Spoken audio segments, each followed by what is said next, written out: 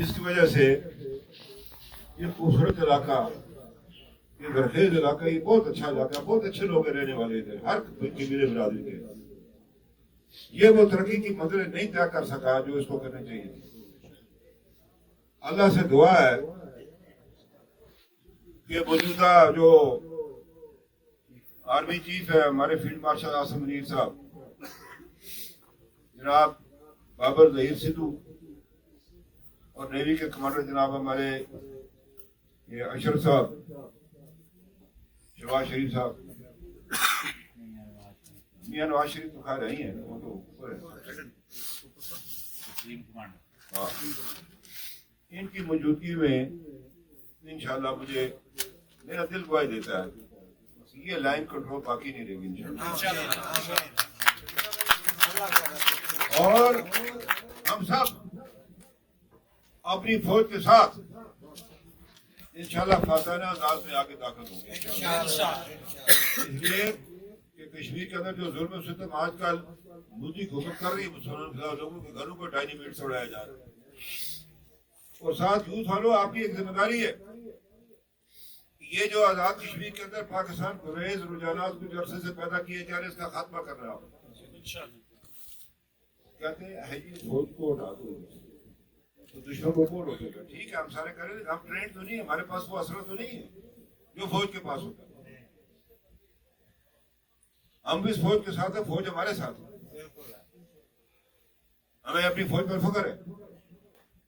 آج جھوٹ بناتا ہے ان کا ایئر چیف، وہ آرمی چیف ان کا، وہ اس کا جو آرمی چیف ہے نا، اس کا جو ہے نا وہ جو مذہبی ان کا جو وہ پیشوا، وہ اندھا ہے، وہ میں نے اس کو دیکھا انٹرویو میں، لیکن وہ عربی بھی اس نے سیکھ لی ہے، سنسکرت اور بھی.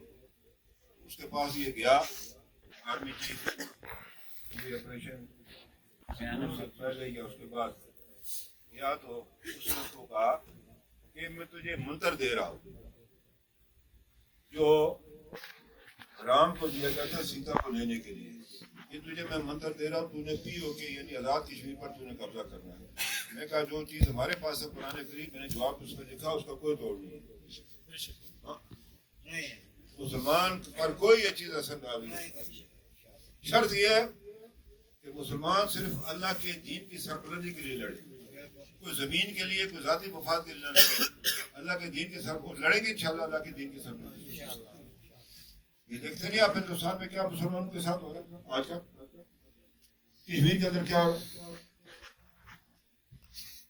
اللہ تعالیٰ ہماری افواج پاکستان کو توفیق عطا فرمائے گی. نعرہ تکبیر، نعرہ رسالت، پاکستان پاک فوج قدم بڑھاؤ، فاروق حیدر قدم بڑھاؤ. یہ جو فتن خارج اور فتن ہندوستان ہے، انشاءاللہ تعالیٰ اس کی شکست دیں گے، انشاءاللہ ان کو دیں گے اور دشمن کو بتائیں گے یہ قوم اکٹھی ہے. تو خرابیاں ہوتی رہتی، کوئی بات نہیں ہے، آپ پریشان نہ ہو. ہم دوسرے میں میں نے وہ اپنا وہ جو تھے اپنے ہمارے وزیر کشمیر، میں نے کہا چھوٹی سی بات ہو جاتی تو برداشت لوگ ملک کی سلامتی کے بارے میں پریشان ہو جاتے ہیں، اس لیے کہ پاکستان ہے تو ہم بھی ہے، ورنہ آپ کو پتا ہے دشمن کیا کرے گا ہمارے ساتھ، کچا کھائے گا، اس سے کیا تو کر. ہم نے نظریاتی محاذ پر بھی اپنا کام کرنا یوتھ نے، اور اگر کل ضرورت پڑی تو ہم آگے بھی ہوں گے تو حربی محاذ پر بھی نظریاتی، اس کو تو آپ کی ذمہ داری نظریاتی محاذ کو مضبوط کریں، مسلم لیگ کی قیادت کے لیے قائد اعظم کی جماعت کے ساتھ کھڑے، جس نے کہا تھا نعرہ ایک ہی لگتا تھا 47 میں جب الیکشن ہوا، کٹ کے لے گا ہندوستان، لے کے لے گے پاکستان، لیا. آگے ہم نے پھر وہ